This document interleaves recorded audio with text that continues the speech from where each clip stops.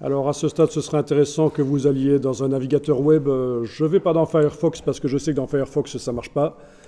Je vais aller dans Safari et vous pouvez chercher Kerning Game. Est-ce que vous avez déjà vu ce jeu sérieux, Kerning Game? Donc le premier qui arrive ici, Kern Type, vous pouvez tester. Donc c'est en rapport avec ce qu'on a vu. On a demandé à InDesign de positionner les caractères les uns par rapport aux autres pour qu'il n'y ait pas de trous dans les mots, pour que le mot fasse davantage bloc. Mais ici, avec ce jeu sérieux, il va falloir jouer à positionner les éléments. Voilà, et quand c'est fait, vous cliquez sur Done en bas à droite, et vous avez votre pourcentage, vous cliquez au suivant avec Next, et voilà. Donc il s'agit de positionner manuellement, cette fois-ci, les caractères pour qu'ils aient l'air d'être bien espacés les uns par rapport aux autres. Voilà. Alors à un certain moment, il va y avoir beaucoup plus de caractères, ça va être plus difficile. Ah, c'est pas évident, hein. Donc c'est les extrêmes qu'on bouge, vous avez compris, hein. Voilà. Ah, 100%. Ah, vous voyez, c'est pour ça que je suis le prof. Mais avant, j'ai eu des 60%. Mais ça, je ne l'ai pas dit. OK. Donc le jeu sérieux Kerning Game, le Kern Type, on verra comment manuellement on peut régler les espacements entre les caractères. Par exemple, pour mon Arizona ici, j'ai l'impression, mais ça c'est du feeling, il faut le sentir, qu'il y a peut-être un peu trop d'espace entre le A et le R, peut-être un peu trop entre le Z et le O. Donc tout ça, ça peut se régler manuellement. Mais on ne va pas faire ça tout de suite. Donc vous avez votre document ouvert, le dernier sur lequel vous avez travaillé dans InDesign. Il utilise une ressource externe, une image. Donc il faut le savoir, cette image, pour l'instant, il la trouve, il sait où elle est. Vous voyez, la chaîne, là, il n'y a pas de problème. Et si vous allez dans le menu Fenêtre, Lien, ça va aussi vous indiquer qu'il n'y a pas de problème avec cette image. Dans la colonne ici des avertissements, il n'y a rien. C'est bon. Il vous indique qu'elle est sur la page 1 quand vous avez plein d'images. Ça, c'est des hyperliens. Vous pourrez voyager d'une page à l'autre en cliquant sur le numéro de la page.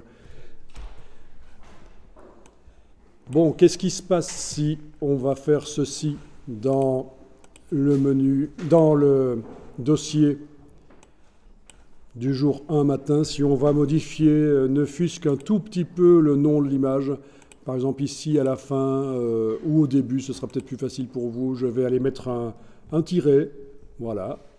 Donc l'image n'est plus la même. Eh bien, normalement, InDesign, à un certain moment, oui, déjà maintenant, il indique que, tiens, l'image vient de disparaître. Donc faites attention à ça. Il faut, évidemment, ne pas changer de place l'image, ne pas la supprimer, ne pas changer son nom, sinon il y a un problème. Là aussi, c'est indiqué. Vous pouvez tester, allez-y, vous allez voir, parce qu'en fait, l'image n'est pas réellement dans la mise en page. Ça, c'est pas évident parfois à comprendre. C'est que c'est pas la vraie image avec tous ces pixels qu'on voit dans la mise en page. C'est juste un lien. On voit une version simplifiée de l'image. C'est pour ça que quand vous l'ouvrez dans Photoshop, elle sera parfois bien meilleure que ça, en fait, hein. Donc ça fonctionne avec des liens externes. Pourquoi, à votre avis? Pourquoi est-ce que les images dans InDesign ne sont pas vraiment intégrées dans la mise en page? Alors là, tu as raison, c'est pour pouvoir les modifier facilement, par exemple en les ouvrant dans Photoshop. Mais il y a une autre raison. Pourquoi est-ce qu'elles ne sont pas réellement, entièrement, avec toute leur précision, chargées dans InDesign? Pourquoi est-ce qu'elles sont externes? Que le fichier, pour fonctionner, il a besoin du fichier. Il a besoin de l'image. Le fichier InDesign, pour fonctionner, là, il a besoin de l'image qui est à côté là, du document dans le dossier. Exactement. Ce serait trop lourd pour InDesign si on chargeait pour tout un document les images en entier. Je vous rappelle que InDesign, c'est un logiciel spécialisé dans la création de, je ne vous l'ai peut-être pas dit, mais je vous le dis maintenant, de documents avec beaucoup de pages. Donc, Évidemment, on peut faire des posters dans InDesign, on peut faire des flyers, on peut faire des leaflets, on peut faire des choses simples, mais la force de InDesign, c'est de faire des documents longs par rapport à Illustrator. Bien, donc ici, je vais juste aller modifier le nom, parce que, voilà, j'ai envie qu'il retrouve l'image. Donc, quand je reviens ici, voilà, dans InDesign, il n'y a pas de problème, il l'a retrouvé. Est-ce que chez vous, vous avez pu tester, ça a fonctionné aussi? Donc vous avez bien compris l'intérêt de ne pas effacer les images ou les déplacer ou les mettre même dans un dossier, ça risque de poser problème. Allez, je teste. Voyons un peu si je me dis... je vais le mettre dans un dossier que je crée là et que je vais appeler mes images. Voilà, pour avoir de l'ordre. Ben, il ne la trouve pas. Ben oui.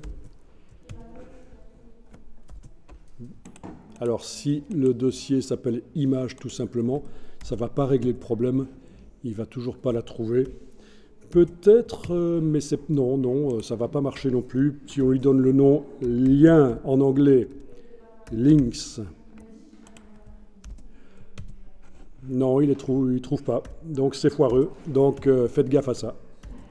Faites gaffe à ça. Je vais le ressortir. Voilà. Je vais jeter le dossier. Voilà. Et donc, là, il a retrouvé l'image. C'est important. Ben oui, parce que s'il ne trouve pas l'image et que vous exportez le PDF, dans le PDF, l'image sera avec de la qualité moindre. Elle sera quand même un peu pixelisée. Ce ne sera pas la qualité maximale que vous avez vue quand vous ouvrez l'image dans Photoshop. Ou que vous avez vu tout à l'heure que vous êtes allé la chercher dans le navigateur. Bonne question, et c'est ce que j'allais dire. Si vous changez d'ordinateur, comment faire? Oui, parce qu'en fait, le chemin absolu ne sera pas le même. Le nom du disque dur sur l'autre ordinateur, le nom de l'ordinateur même ne sera pas le même, et donc vous risquez d'avoir un problème qui ne retrouve pas l'image. Et donc, on va voir ici comment faire le transfert d'un document InDesign avec ses ressources vers un autre ordinateur. Et en fait, nous, on va le faire, le transfert du dossier jour 1 matin, où le document se trouve actuellement, vers le dossier jour 1 après-midi, qui actuellement est vide. Exactement, vous connaissez les dossiers d'assemblage, c'est trop fort, j'ai plus rien à vous expliquer. Vous connaissez ça d'où? De Illustrator ou quoi? Non, de InDesign. Vous avez testé déjà ça dans InDesign? Ben, on va faire ça alors. Hein. avec nos rapports des stages, on travaille chez nous. Parce que vous travaillez chez vous, ok, ben alors allez-y, faites un dossier d'assemblage. Donc vous êtes dans InDesign, vous allez dans Fichier, Assemblage. Donc voilà, Fichier, Assemblage. Donc vous pouvez prendre des paramètres tels qu'ils sont là. Vous cliquez sur Assemblage. Voilà, il dit que la composition doit être enregistrée, vous enregistrez. Il va inclure quoi? Les polices de caractère, sauf si elles viennent du cloud, Adobe Fonts, et les polices autres que Chinese, Japan, Korean.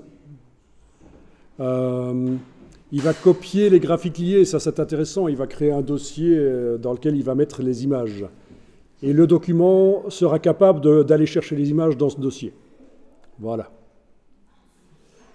Il va faire un fichier IDML. Vous voyez à quoi ça peut servir le IDML? On va en parler.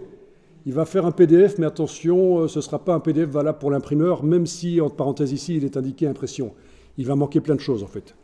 Le PDF, il va à la limite juste permettre à quelqu'un qui va trouver le dossier, hein, qui va avoir le dossier chez lui, de voir à quoi ressemble le document, même s'il n'a pas InDesign, il va ouvrir le PDF. Voilà, parce qu'il y a des choses à régler ici, c'est pas si simple que ça de faire un PDF que l'imprimeur va accepter. Bon, ben on clique sur « Attendez », il faut indiquer où on l'enregistre, c'est jour 1 après-midi. Vous naviguez jusqu'au jour 1 après-midi et vous assemblez en cliquant sur « Assemblage ». Il vous indique que vous ne pouvez pas refiler les polices de caractère à quelqu'un qui va les utiliser pour ses propres travaux, parce que les polices de caractère, ce sont des logiciels. il y a parfois des droits d'auteur sur les polices de caractère. Pas si c'est des Google Fonts que vous êtes allé chercher, mais d'autres polices, ça vaut à peu près 20-25 € une police de caractère. Donc, voilà. Ok, c'est fait, vous pouvez fermer le document. Vous avez fermé le document, on peut imaginer que vous avez transféré le dossier d'assemblage sur... vous voulez être envoyé par WeTransfer ou SwissTransfer ou sur un disque dur, une clé USB, peu importe, et vous êtes sur un autre ordinateur, on imagine ça. Et donc, dans InDesign, vous n'avez pas de document ouvert. Donc, qu'est-ce qu'on a là-dedans? Eh bien, on a un dossier Links avec toutes les ressources, mais il n'y avait qu'une image dans le document, donc ça va, elle y est. Elle a été copiée, il y a les fontes, mais ça, pour utiliser sur l'autre ordinateur, il faudra normalement, si ce n'est pas des fontes déjà installées, il faudra les déplacer vers le dossier fontes de l'ordinateur, parce qu'il ne suffit pas qu'elles soient là. Et vous avez le PDF, qui n'est pas bon pour l'imprimeur. Si je l'ouvre, voyons un peu, on va voir. OK. Qu'est-ce qui manque pour que l'imprimeur puisse faire quelque chose avec ça? Je zoome en arrière, là, je suis dans Acrobat. Qu'est-ce qui manque? Au niveau de la précision de l'image, ça a l'air correct, mais l'image n'était peut-être pas terrible, il faudra qu'on aille voir, mais qu'est-ce qui manque pour que l'imprimeur puisse imprimer ça avec sa presse? Donc une photocopieuse couleur, une petite presse numérique, ça passe sans problème, mais l'imprimeur, il a besoin de choses en plus. Qu'est-ce qui manque sur la page pour que l'imprimeur puisse faire quelque chose? Non. Alors, ce qui manque, c'est des points de repère, des repères. Alors, je vous montre ici.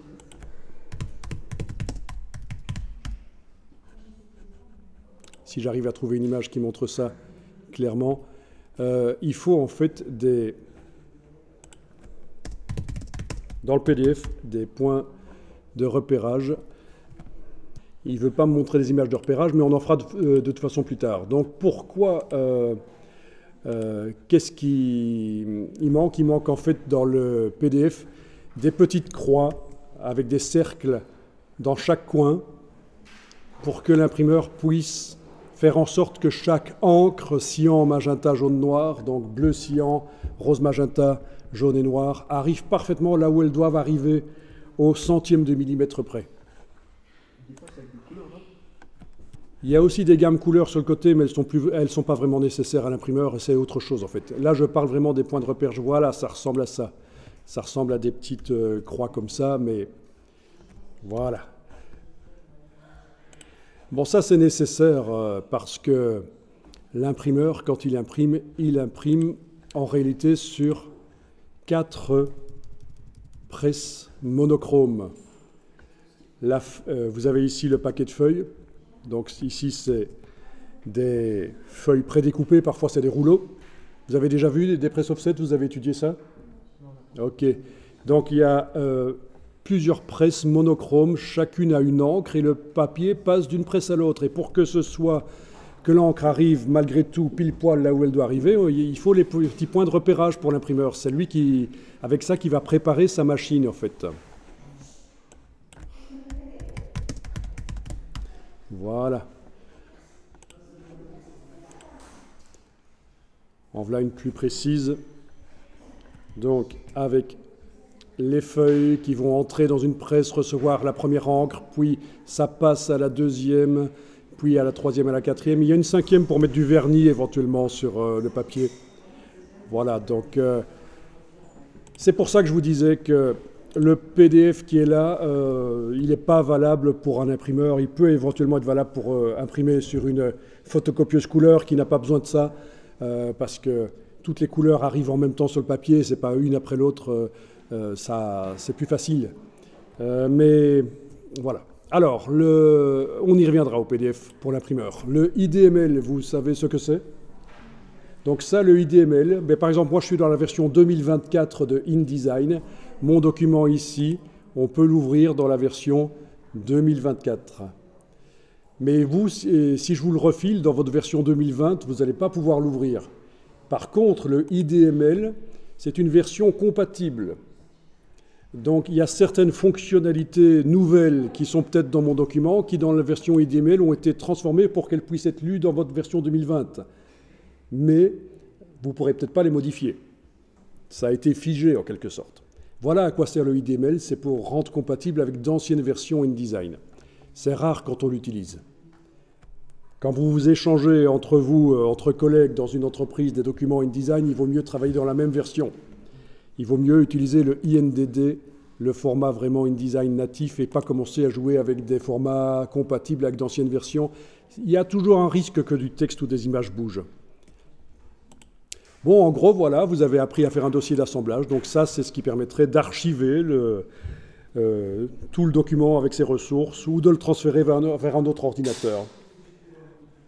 Alors bien sûr, de nos jours, on peut aussi utiliser le cloud. Ça peut aussi se copier sur le cloud, mais moi, j'aime pas trop. Je préfère mettre sur des disques durs et transporter. Voilà.